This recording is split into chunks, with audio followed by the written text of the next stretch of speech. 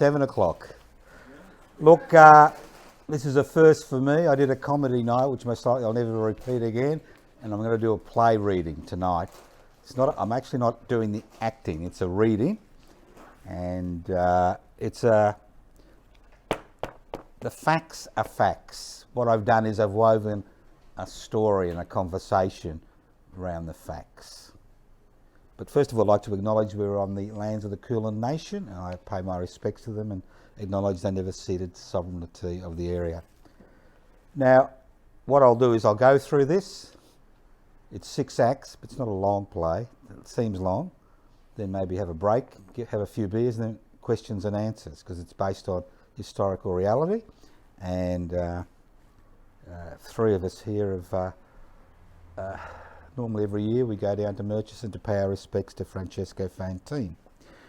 And I've called it Q7461, a 21st century parable rooted in the 20th century based on universal values. Now, obviously, at my age, I need my glasses. Where did I put them? This is what usually happens. Thank you. Right. Act 1, Q7461. The stage is in darkness. There's a spotlight on a simple wooden coffin. Fantin, a middle-aged man, dark hair, relatively skinny, lying in coffin, wearing black pants, white shirt, black beret. He's initially lying on his back. Image of 3 graves, which are here. From the War Memorial, that's the Australian War Memorial in Canberra, are projected onto the wall. Fantin turns on his side, blinks and stares at the audience. An image of an early 20th century Italian peasant woman appears. Disembodied voice. Mother, my son, my beautiful son. It's time to wake up. Fantin curls into a ball, terrified look on his face. Fantin, no mama, I can't do it anymore. Mother, yes you can, son, yes you can. Fantin, no mother. No, mother. Mother, it's time. It's time. You don't have any choice. Fantin, please, mother, help me. Mother, Franco, it's time. Image begins to fade. Fantin starts sobbing. Fantin, mother, please come back. I need you. I want you. I love you. Mother's image is replaced by an image of Mussolini. Mussolini, disembodied voice. You don't need her. You don't want her. You need and want me. I'm your mother and your father, your lover and executioner. Fantin, no you're not. Mussolini, I made you what you are. Fantin, no you didn't. Mussolini, give credit where credit's due. Without darkness, you can't appreciate the light. Without death, you can't appreciate life. I put the steel in your soul. I lit the light on the hill for you. Every action you took was my handiwork. Without me, you were nothing more than a dreamer. I gave you immortality. I poured steel into your soul and wrapped your heart up in barbed wire. You worm, you shit, you scum. Get up and take your medicine like a man. Fantin, you don't scare me, you pumped up prima donna. The only regret I've ever had is my friends didn't succeed in killing you. Mussolini, you kill me. You and your anarchist mates are always big talkers, coffee house anarchists. How many times did you try and fail? You're just a bunch of dreamers. Fantin, please stop. Fantin, Mussolini's image begins to fade. Mussolini, Son, don't forget, you're one of us. Fantin, I was conscripted. Mussolini's image is replaced by an image of a 1920s flapper. Fantin closes his eyes and curls up into a ball in the coffin when he sees her. Flapper, soft cock, it's me. Fantin, go away. Flapper, it's me, your wife. Don't you remember we married on the 24th of November 1923? Fantin, go away. Wife, I'm part of your life. You may have run off to see the kangaroos, but we're still married. Fantin, then why did you leave me? Wife, I met a real man, a fascist officer, a man of steel. He knew how to treat a woman. You and your garbage about the brotherhood of man, equality, redistribution of wealth. You know nothing about human nature. Fantin, yes I do. Wife, no you don't, you wimp. Get out of that coffin. Be the man you should have been, not a whimpering sod curled up in a ball, eyes closed. Get out of that coffin. Stand up and confront your destiny. Image of wife begins to fade, replaced by an image of a young Italian man in his 20s from the early 1920s. Luigi, wake up, Ciccio. Fantin, no brother, I don't want to open my eyes. Luigi, wake up, Ciccio. You remember the day I caught you fucking the earth? It was hot, the crops had failed, dust everywhere. You were 10 or 11. I asked you what you were doing. You told me you were fucking the earth because it was fucking us. We laughed and made our way to school. Fantin, I remember. Luigi, remember when you came out to Australia to join me and my friend Camagnola? Fantin, I remember. It was hot. Luigi, it was a chance to create a new life. Keep your head down, bum up, ignore the crap. Fantin, I didn't like it at first. Luigi, Ciccio, get out of that coffin. Fantin, I don't want to. Luigi, get up, brother. Get up. You've no choice. Everybody's waiting. Image of Luigi fades to black. End of Act 1. Act 2. Stage same as Act 1. A series of still and moving images are projected on the wall during the remainder of the play. Fantin, when I arrived in Melbourne on the Rue d'Italia in 1924, I thought I had finally escaped the madness gripping Italy and my soul. I felt safe. I'd come to join my brother Luigi and his good friend Francesco Camagnola. They'd arrived 2 years previously and made their way up north to work as cane cutters. I made the long, slow journey to join them. 5.5 million people living on a continent. Some stare, others look away. My cardboard case in my left hand, I cross the country. I miss the scent of home. Everywhere around me, words, words, words I don't understand. I don't think they like me. They stare at me. I smile back. They turn their head away. Bloody dago, bloody dago. I don't know what it means. They hiss it through their teeth. Bloody dago, one step up from an abo. Abo? What's an abo, mama? A large woman pulling a suitcase bumps into him. It hurts. I smile. Scusi? This is Australia. Speak the Queen's English. Go back where you came from. Everybody around me laughs. I put my head down and look at the floor. Mama, I miss you. I want to go home. 4,000 kilometres of sleeping rough on trains. I finally make it to where Luigi and Francesco are living, Ingham, in North Queensland. Monotonous clumps of trees, dry, dusty land with the occasional shack, large cities in the middle of nowhere, soon give way to forests and the sea. The sweat rolls down my face. My pants soiled with sweat become home for insects of all types. The trees gave way to farms carved out of the virgin forest. Luigi and Francesco, meet me, hug me, and take me away to their home. The sweat pours off me. January 1925 is my baptism of fire. A ragged army from all corners of the world had come to do the work the Kanaks did before they were forcefully deported back to the islands.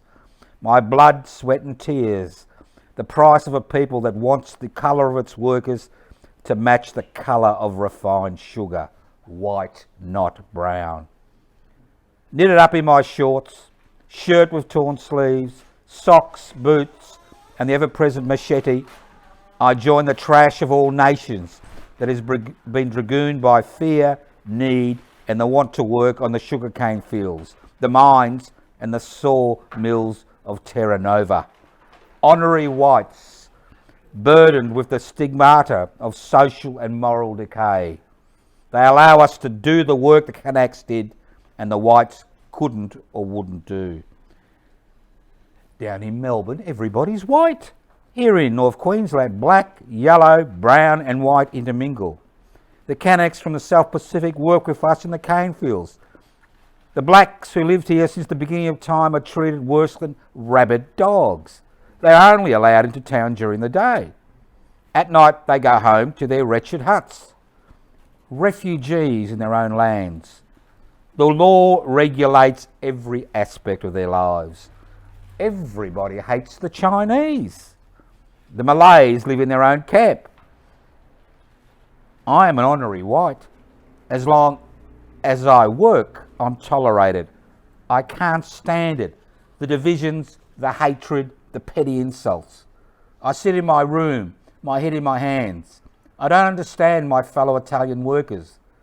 They complain about how they're treated, but delight in denigrating the Abos, the Malays, the Kanaks, the Chinese. Their scorn is mainly directed at the polygots, mixed race people. Adulterating the blood is a capital sin. I say silent. I say nothing. The fascist seed germinates and grows among my fellow Italians. Up every morning, machete in hand, insects everywhere, snakes in the grass, sweating running down our backs into our cracks, down our legs, into our boots, our hair plastered on our foreheads. We cut cane, the occasional rat and snake till dusk. Disease, our constant companion. We soon realise, like in Italy, strength lies in unity. A unity hard to achieve, as the same Magnus grip in Italy grips us. Cardboard cat-out ilducis sent out to Australia to spread the word with pockets full of cash, dazzle Australians and successive Australian governments who, keen to maintain racial purity, turn a blind eye as the European disease slowly infiltrates their body and numbs their minds. The new Kanaks are organised into clubs that praise Il Duce. The anarchists and anti-fascists fight back, organise, disrupt the fascist gatherings and end up in court. Once again, I find myself on the losing side. Work, organise, fight, sleep. Work, organise, fight, sleep. Work, organise, fight, sleep. I've got to get away. Camagnola feels the same. We have to alert Australians about the coming Agamemnon. My brother Luigi and Alfonso, who recently joined us, are not interested. They've put down roots. They've bought land. They want to grow their own cane. Camagnola is different. He's a man's man, a man of action. He doesn't want to put down roots. He's not going to hide down on the farm. He knows he has a date with destiny. His dark hair, his good looks, his love of life, his passport to greatness. All the women in North Queensland, black, white, yellow, love Camagnola. Aboriginal, Torres Strait Islanders, Japanese, Filipino, Malay, even white Australian women notice Camagnola. I don't seem to exist, except when I make a fool of myself. I'd only been in Inningham a few weeks when Bluey took the hat around to get some money to buy lunch at the local bakery. Bluey told me I'd enough money to buy 6 fucking pies. Tell the girl you want 6 fucking pies, fucking pies, fucking pies. What's a fucking pie? I thought to myself, if that's what they want, that's what they want. I hope it's not rabbit. I hate rabbit pie. Camagnola and I make the long journey back to Melbourne. We're sick of being honorary whites. We can't push back the fascist tide by ourselves. The possibility of owning land blinds my brothers to the hatred entering their souls. Melbourne's anonymity is our salvation. We soon find work as my skills in the Veneto woolen mills make me a valuable commodity. Camagnola, full of energy, soon convinced Valentino Cotti to join us in opening the Matteotti Club at 251 Spring Street, Melbourne at the end of 1927. Giacomo Matteotti was a socialist leader who was murdered by Mussolini's thugs in 1924 for exposing in Parliament the fascist corruptions and violence during the previous election. At the club, we're finally able to do what we wanted to do. Anarchist literature from around the world arrived. We published Il Risveglio. Italians living in the Carlton boarding houses and the rest of the city flocked to the club. Grossari, the fascist consul general, was shitting his pants. He demanded the Australian Prime Minister Bruce shut us down. The Australian government kept files on us at the request of the Italian fascists. The fascist consuls and their supporters tried to make life difficult for us, and more importantly, for our families and friends back in Italy. Their thugs in Australia, with more than a little help from their friends in the Australian government and the Catholic Church, had a field day attacking us whenever they could. We stood firm and fought back, making their lives a misery. What happened in Italy could easily happen here. Australian premiers and archbishops worship at Mussolini's feet. Returned World War I veterans giving worthless land in the bush and flushed back to the cities by depression, dissatisfied elements of the Australian military, pastoralists and the factory owners, petrified by the rapid growth of the Australian Communist Party and the Born to Rule Brigade, believe Il Duce and the failed Austrian painter were their saviours. A nod, a wink, a handshake, 2 become 3, 3 become 4. They collected guns, drilled, a slouched hat 5th column, ready, willing and waiting to stain the wattle with blood if the communists menace the unemployed and the dispossessed gain government through the ballot box. Australians were beginning to march to the fascist drum. Camagnola knew we had to make contact with the Australian anti-fascist movement. Without their help, we could not continue our work against fascism and stop the growing fascist 5th column that was working tirelessly to bring down the Australian government. Ever resourceful, Camagnola made plans to move the club closer to Melbourne's Trades Hall. The government banned our magazine Il Risveglio. We kept publishing. Camagnola ducked and weaved his way out of trouble. We moved to Victorian Horticultural Society Hall on the 1st of December, 1928, across the road from the Melbourne Trades Hall. We feasted, talked, sang, danced, laughed, launched attacks against the fascists, sending them scurrying back to their holes. I never felt so alive. Hope, the love child and desire and expectation is our revolutionary mantra. Anarchists, socialists, communists, Italians and Australians living side by side in Valhalla. Life before death, not the life after death, our guiding light. It ended when the money ran out. The depression hit hard. Nobody had any work, let alone any money for the rent. After the rent had been paid and a little food had been set aside, Valhalla folded. Life after death, not life before death, our new calling card. The next decade was a blur. I couldn't put down roots. I belonged nowhere. I worked in the woolen mills in Geelong until I couldn't stand it anymore. I joined my brothers Luigi and Alfonsi on their farm, and when I tired of them, I worked cutting cane in the cane fields and wood in the sawmills. Back-breaking, penny-pinching work. I lived in back rooms, had no luck with women. My anarchism, my desire to live in a society without rulers, not without rules, became my constant companion and lover. Is that I don't want a woman? I tried, but things never worked out. My marriage to Maria was a farce. I don't know what happened. It didn't seem right. I don't know if it was me or her. Things didn't work out. I thought things would be different when I came to Australia. I never managed to overcome my shyness.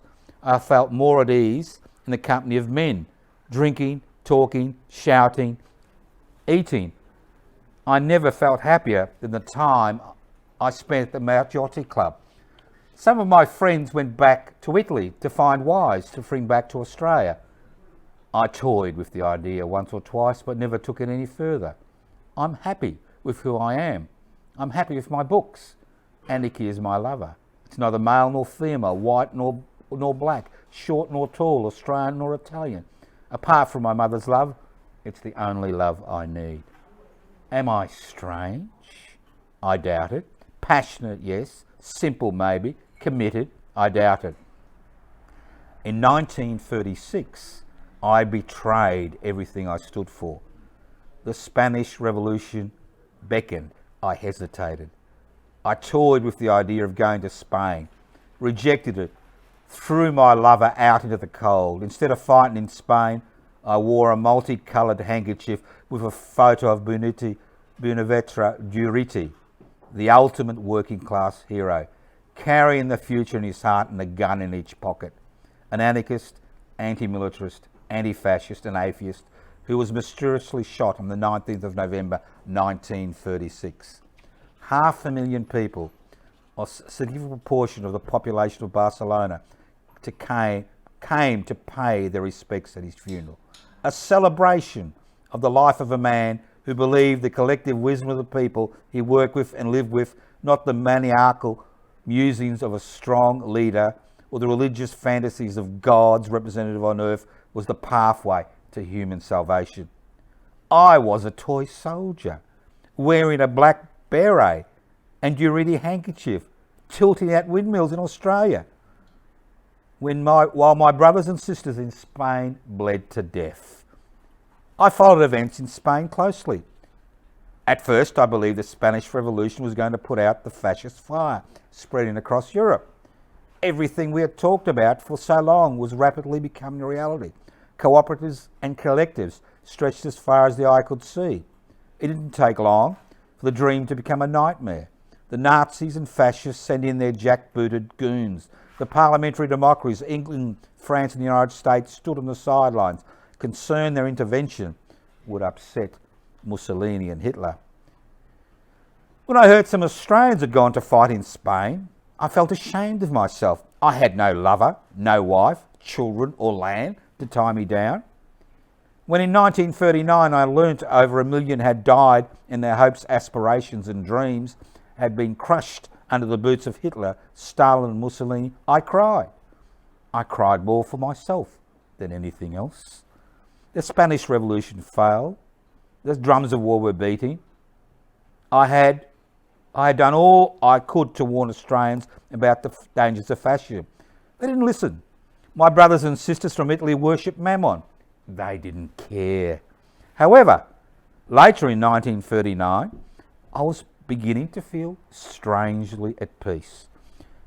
Australians were waking up to the horrors of individuals using the state to exercise ultimate political, social, economic and cultural power. Finally, at a great personal cost to themselves, they begin to understand why I stood up and fought back. I hope war doesn't come here. Everybody's been moved from the Torres Strait, and women and children have been moved out of North Australia. Panic has gripped Australia. A people who had built the utopia on the blood and bones of Aboriginal and Torres Strait Islanders are beginning to understand what it's like to have everything taken away. I was pleased when they rounded up members of fascist and Nazi organisations and interned them in September 1939 when the war was declared. No more fighting, no more squabbling, no more attacks in the middle of the night. I can breathe, the fascists are gone. I could get to love this war. My tormentors are now being tormented. I keep my head down, cut cane, saw logs, sleep, read, talk, eat. The war's going badly. Darwin's bombed and the Japanese have invaded New Guinea. The British Brisbane line has been drawn. Singapore falls. And so do I. They tell me all Italians look and smell the same. The only good Italian is a dead one. Q18117 was the number they wrote on my record when I was registered as an enemy alien on the 7th of October 1939 at the Edmonton police station. I despaired. 16 years of anti-fascist activity in this country, the best years of my life, wasted. Why am I Q18117 an enemy aliens? Enemy aliens can't possess or use without a permit firearms, weapons, ammunition or explosives, petrol, signalling apparatus, carrier pigeons, motor vehicles, motorboats, yachts, aircraft, telephones, wireless apparatus, cameras, naval, military or Air Force maps, ciphers or codes. In Queensland, from the 12th of February 1942, enemy aliens must not be outside their residence between 8 p.m. and 5 a.m. I'm not an enemy alien. I fought against fascism all my life. Anarchism is the antidote to fascism, militarism, nationalism and religion. I've got bottles of the antidote stored in magazines under my bed. I'm not an enemy alien. I want to help. I want to fight. I want to shout, brothers, sisters, I'm one of you, but I am afraid to. I feel alone. I've never felt so alone. I'm neither beast nor fowl, nor woman, child, nor adult, Italian nor Australian. I'm me, a strange little man with a black beret, drowning in a sea of indifference. Help me, I'm dying. End of Act 2. Act 3. Coffin is now standing upright. Fantin standing in coffin. Images appear throughout the scene. Fantin, Australian Military Forces internee. Identification number Q7461. District, Queensland. Surname, Fantin. Other names, Francesco. Date of capture, 14th of February 1942. Place of capture, Edmonton. Date of birth, 21/1901. Place of birth, Scia Provincia Vicenza, Italy. Trade or occupation, textile worker. Religion, atheist. Nationality, Italian. Marital condition, married. Next of kin, Maria Fantin. Address of next of kin, Ciavito, Italy. Relationship, wife. Identification, colour of hair, dark. Eyes brown. Distinctive marks, nil. Fantin, the measure of a man, a poorly typed A4 piece of paper.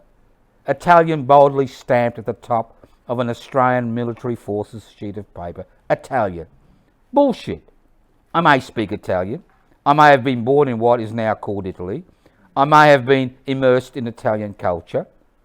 I may eat spaghetti and use olive oil, but I'm not an Italian. I'm an anarchist, a citizen of the world.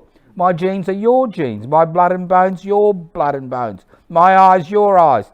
I'm a human being, nothing more, nothing less. 41 years old, born at the beginning of the 20th century, a modern man with modern ideas, raised in Scia Provincia Vicenza, son of the soil, my fingers fabricated in the woolen mills, my aching fingers helped my parents and brothers to survive. 41.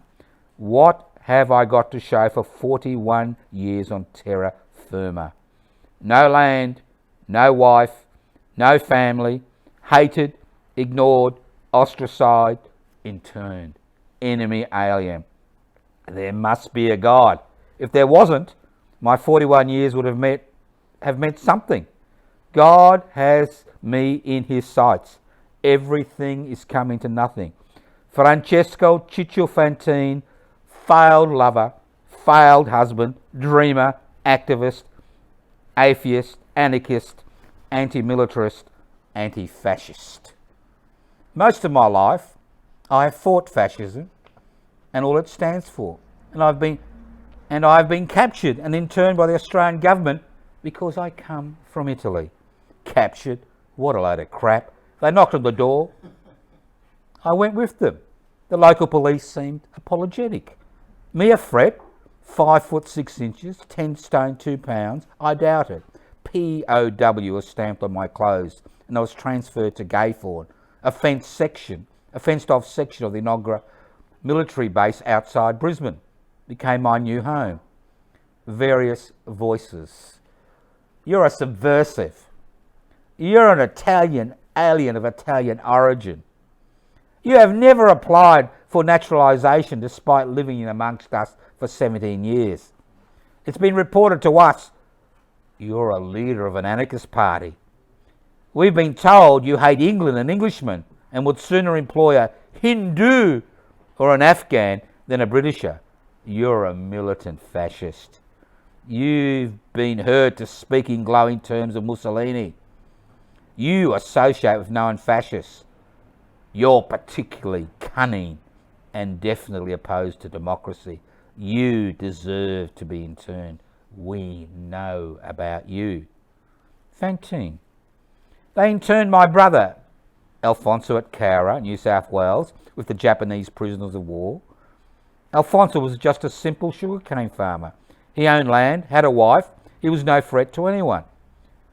Luigi, on the other hand, had turned Camomola's friend and had become a fascist sympathiser. If anybody was a threat, it was Luigi. The Australian government left him on his farm. They interned my apolitical brother and me, an anti-fascist fighter. Luigi won the poker game, we lost. My life and death, a clerical error, collateral damage, an unfortunate mistake. It's funny that my brothers aren't made from the same cloth I'm made of. They've made a new life in Australia. They're happy to start at the bottom of the heap and work up. Land and family, their aphrodisiac. 3 brothers were inseparable when we were small. I looked up to Luigi. I was soft. He was hard. He looked after me at school. I love Alfonso. He wants a wife, a family, a little bit of land. Nothing out of the ordinary. I don't know what I want. I know what I don't want. I don't want some bastard telling me what to do. What I want in my dreams never seems to materialise. Even when I think I know what I want, I soon realise need shapes my wants. What do I need? A roof over my head? I rent a little room at Edmonton. I need food. I've plenty of food. It's just I can't bring myself to cook anything. It seems a waste of time cooking for one. Mama cooked for all of us every day, every night. Although she and Papa were hungry, sometimes we were never hungry. I wonder what Mama and Papa are doing. I expect they're keeping their heads down and trying not to be caught up in the war. I feel helpless. I've just become a big fish in a small pond. For 18 years I was nothing, a minor irritation at best. Abstract thoughts my only weapon. My fascist compatriots now have somebody they can blame for their impotent wet dreams of world domination. I've nothing to be ashamed of. I've done nothing wrong. I'm going to stand my ground. I don't care what the consequences are. I was thinking it's better to live as a lion for one day than it is to live as a sheep for a lifetime. Then I realised these were the exact same words Mussolini was using to justify his invasion of Abyssinia and Albania. One original thought, that's all it will take to make my life worthwhile. One original thought is not too much to ask in the land of milk and honey, war or no war. Various voices beginning in a whisper, ending in shrieking. Fantin is coming. Fantin is coming. Fantin is coming. Fantin. I arrived at Camp Loveday in South Australia on the 28th of February 1942. The same day, 2 police from Cairns searched my room at Sawmill Pocket, Edmonton. They seized 1 autograph book with foreign writing therein, 3 booklets in foreign language, 4 newspapers in foreign language, 1 book by Karl Marx, 2 letters in foreign language, 1 pamphlet in foreign language, 1 multicoloured handkerchief with photograph of Duritty. Words, words, words, words, my comfort and my downfall. Voices whisper, Fantin is here. Fantin is here. Fantin is here. I can't believe it. Over 4,500 internees and prisoners of war crowded into Camp Loveday, a lovely little riverland town near Berrima, next to the Murray River. Germans, Italians, Japanese. Many are active fascists and Nazis. A few dozen homegrown Nazis from the Australian First Movement were also incarcerated at Camp Loveday. Into this cauldron I was thrown. 50 anti-fascists at the most among a sea of Nazi and fascist sympathisers. Even Jews found their way into Camp Loveday. My personal hell began soon after I arrived. Various voices. Fucking bastard. Shithead. We've got you where we want you. Stop squirming, you bastard. Fantin. Dear Brother Alfonso, I must let you know that should I have to suffer violence or worse, that the blame will be on the fascists. Theirs is the blame of the war that they have declared on all peaceful people. The threats they have made against me in Italy 20 years ago, they are making now in the camp. Various voices. Come out of you fucking anarchist bastard. We'll make you dance. You'll give us the fascist salute and shout, Long live Il Duce, or you'll die. Fantin, go to hell. Various voices. Squeeze the light out of him. Kick him in the balls. Hang him. Hang him. Loud voice with an Australian drawl. Leave him alone, you bastards. Get off him, or you'll get a belly full of lead. Fantin is lying on the floor in the fetal position, gasping for breath. Mate, are you okay? Fantin, I'm all right. I can still breathe. I tried to stand my ground. Bastards. Do they think pain is going to get me to change my mind? Strapping lads, 18, 19, what do they know? Putty in the hands of their leaders.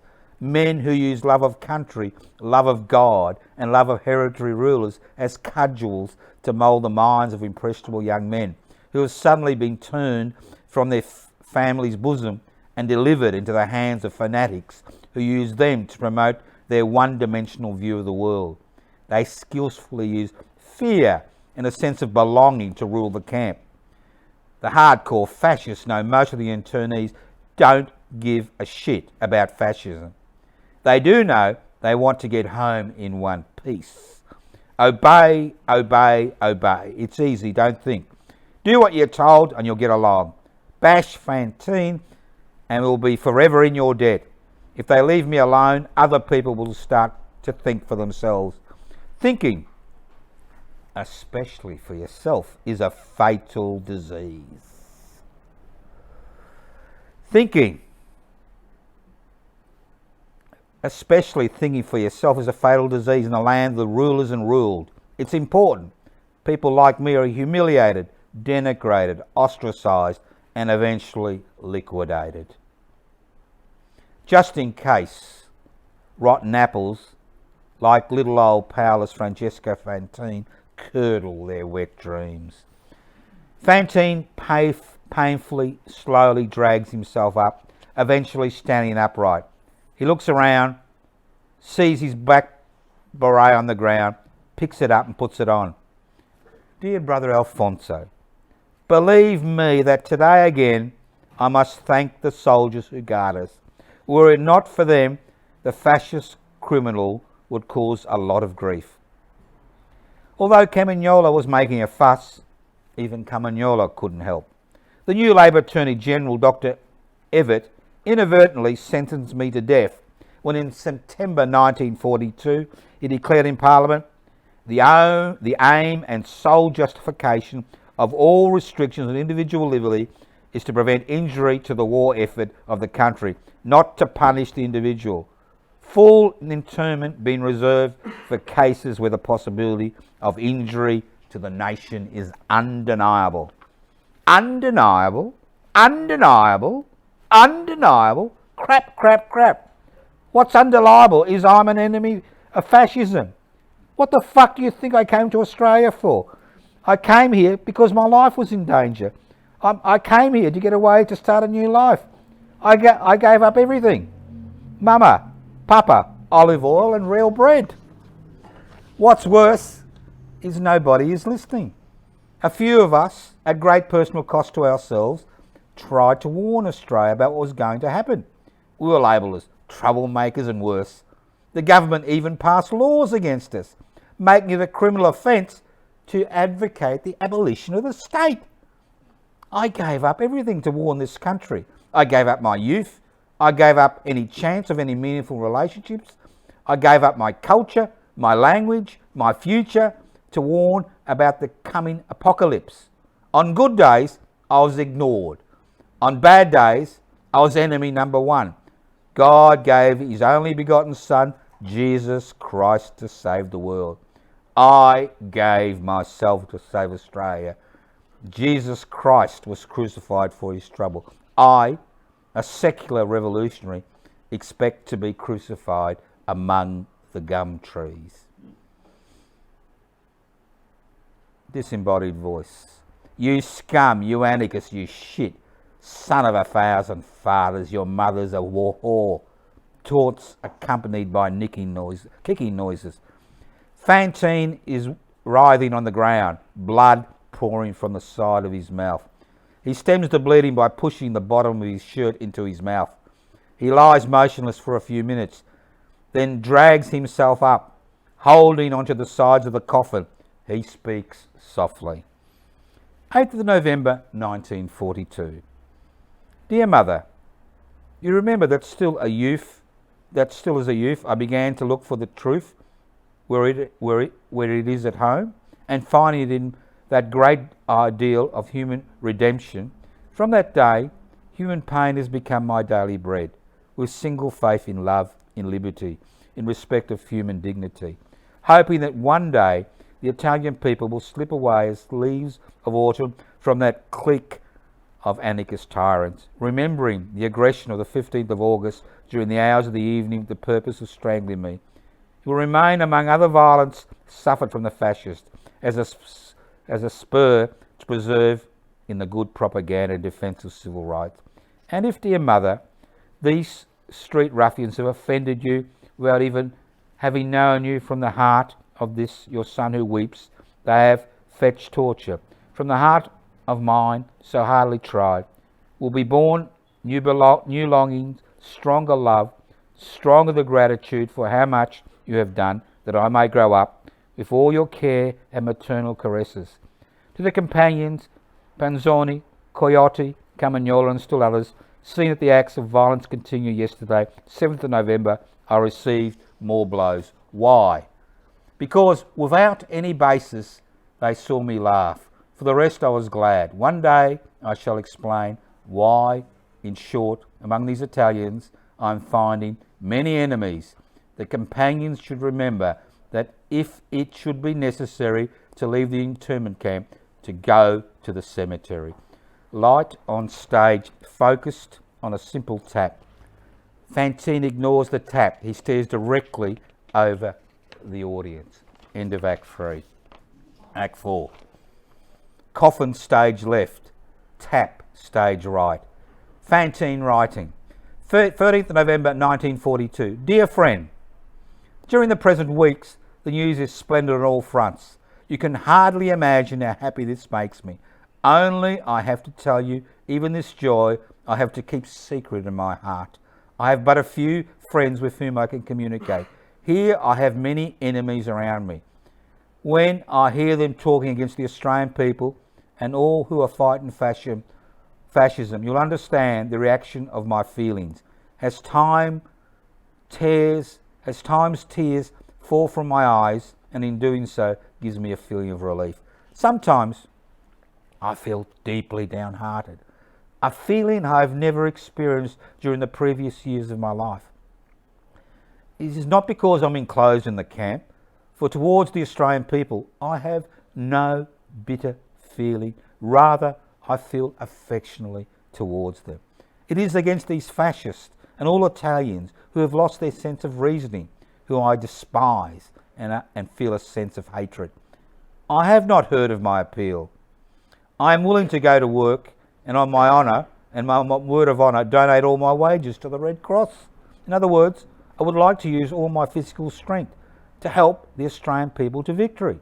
Regards to all, with a shake of the hand and wishes, cheerio, yours, Frank Fantin. Fantin looks directly at the audience, puts the letter down, pulls his black beret from his back pocket, puts it on, and whispered in a barely audible voice, "The bastards have bitten off more than they can chew. 8 days ago, Il Duce and Hitler were stopped in their tracks in the Battle of Alamein. It's only a matter of time before this festering carbuncle is lanced." It's fitting Australian soldiers played a significant role in the Battle of Alamein. The Australian Guards are buzzing with the news. These bastards won't touch me now.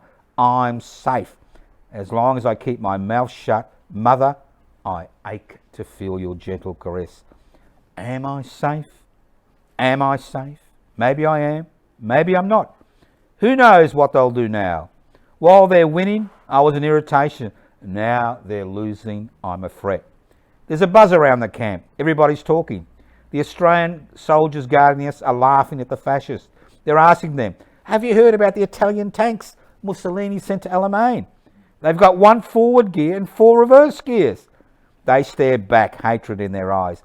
I know my countrymen wouldn't lie down their lives for a buffoon. I know my countrymen had learnt the lesson of World War I. 600,000 Italian soldiers dead for what? So the Allies could pursue their dirty little trade war fought by workers at either end of a bayonet. Leave the God, King and country shit to the Germans and the English. They love it. No new fascist superhuman will emerge from Mussolini's inferno. Just human beings trying to get on with their lives. The fascists in the camp are angry. They're humiliated. They want revenge. I need to be extra careful. It doesn't matter. It's over for them. Most people in the camp realise the tide is turning and they need to change sides if they want to keep their feet dry. Why won't they let me out? Can't they see I'm no threat? I'm frightened, I'm frightened, I'm frightened. I want to live. I want to return home to Italy to begin another life. I don't want to be in the internment camp. I don't want to live in Australia. I want to see my mama. I want to see a new world emerge from the ashes of the old. I need to be careful. It won't be long now. I need to keep my head down. Keep to myself. It'll be all right. It'll all be over soon. I'll have a second chance at life. The spotlight goes off Fantin and the coffin and spotlights the tap that was spotlighted in Act 3. Fantin bends over the tap, his hands cupped around it. While drinking from the tap, a brute of a man, over 6 foot tall, with a large piece of timber clasped in his hand, sneaks up behind Fantin and hits him across the back of the head. As Fantin drops to the ground, he kicks him in the ribs and for good measure jumps up and down on his chest. The shadowy figure slinks away, leaving the piece of wood next to Fantin's body. Fantin's lifeless eyes fix the audience. Shouts of "Bravo! Bravo! Bravo!" Image of wife appears. Maria shouts, "Bravo! Bravo, soft cock! You finally done what you should have done when we were married." Image of Il Duce appears. Il Duce shouts, "Bravo! Bravo, shithead! I didn't think you had it in you, boy. All talk, no action. You proved me wrong." Image of Duriti appears. Duriti shouts, "Bravo! Bravo, Anarchist militant! Glorious death, glorious death. Image of mother appears. Mother shouts, bravo, bravo, my son. I knew you wouldn't let the family down.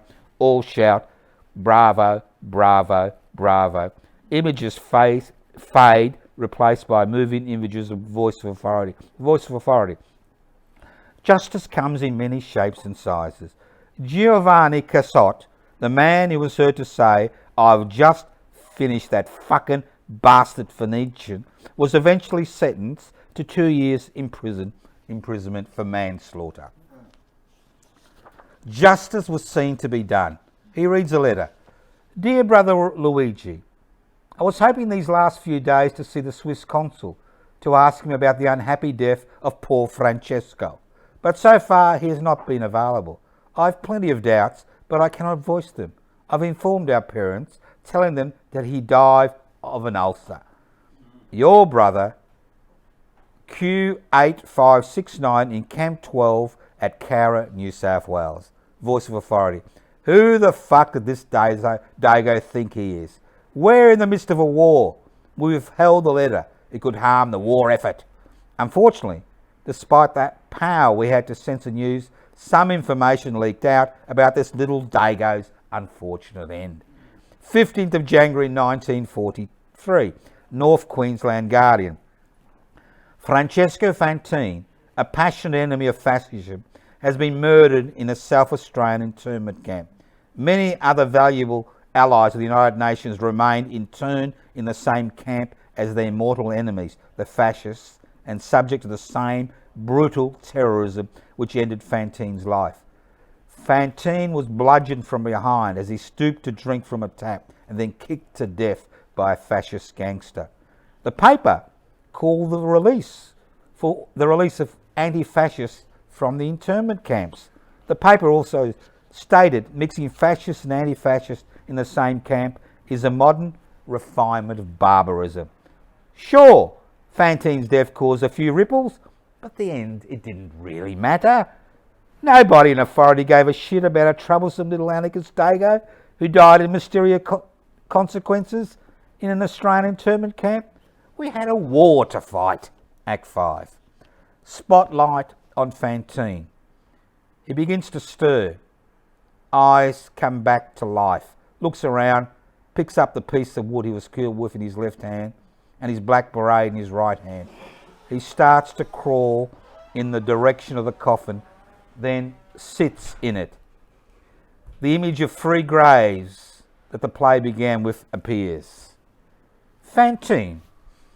I died at the Barama Hospital. They buried me next to my friend Gino. I was happy at the Barama Cemetery. I loved the gum trees. By the end of the war, 134 internees and 1 prisoner of war who had died at Camp Loveday had become my companions. The others at crosses. But as a mark of respect, they attached a discarded road sign to my grave post as I was an atheist and an anarchist. Q7461. F. Fantin, 16/11/1942. The blue skies, the gum trees, the fresh air. You couldn't ask for more. Years later, on the 18th of September 1964 to be exact, they dug up Gino and my grave. They collected our bones and took us to an ossuary in Murchison in Victoria. My bones were stuffed into a box. The name F. Fantin was emblazoned on it. Most of the 220 plus bundles of bone in the Murchison ossuary are Italian prisoners of war who died in Australia. About 20 of us are internees. Some are died in the war fascists. Others are just poor bastards who were conscripted to fight for the glory of God, Il Duce and Italy. The irony of it all. An anarchist, atheist, anti-fascist and anti-militarist sharing quarters for all eternity with the God, King and Country Brigade. I feel sick. Nobody comes to see me. Nobody touches my name. I ache for a caress. Many of the other inmates snigger, laugh and point. Every year on the Sunday before Armistice Day, the vaults are opened. I relieve the horrors of the past. It's getting worse. There's a palpable excitement here. I can feel they're getting stronger and we're getting weaker. I despair. I don't want to leave the dark. I'm frightened. It's going to happen again. And this time, they're going to win. You listen, you learn a lot. When you've got nothing to do for 365 days a year, 366 days in a leap year, I lay in my box at the ossuary, waiting, dreading the 11th of November, like Prometheus, who was changed to a rock by Zeus for bringing fire to humanity. The fascist vulture gawns at my liver until midnight when the clock strikes 12, and I'm compelled to perform this little morality play. The ossuary becomes my stage. Later on that morning, the doors to the crypt are open, the light floods in. The spotlight fades on Fantin the spotlight fades on Fantin and then is directed at the audience. The spotlight is now at the audience, looking at the audience. The stage is dark, but Fantin is speaking. The world's become my stage. Hercules kills the vulture. I am liberated. I, Francesco Fantin, bring fire to you, my brothers and sisters. Things are changing. As we move from a period of relative abundance to scarcity, the cry for strong leaders becomes more strident. I understand there are 8 billion people around today, double the number of mouths to feed than when I died in 1942. I've learned that climate change is a result of human activities becoming a major issue. I know that the domination of the world economy by corporate capitalism, an economic system based on the creation of ever-increasing profits, irrespective of the human, social and environmental costs, something I've fought against all my life, is becoming a major concern. I understand these issues and the ever-increasing consumption of finite resources to produce goods to satisfy manufactured, not real human needs, has put the 4 horsemen of the apocalypse firmly in the saddle in the 21st century. So what do we do? Do we harvest the wisdom of new, strong, postmodern leaders like Hitler, Mussolini, Stalin, Pol Pot, Mao Zedong? Or do we harvest the collective wisdom of the people, using direct democratic institutions and means to turn around the last train to hell? Do we allow corporate fascism to dominate every moment of our waking lives? Or do we hold the commonwealth in common and use it for the common good, not individual profit? Fantin slowly disappears into the coffin. His right hand slowly brings the piece of wood he was holding to the coffin. From the coffin, a disembodied voice fills the theatre. Fantin, don't ask me. I'm dead. You're alive. You're the only ones who can do something about it. The end.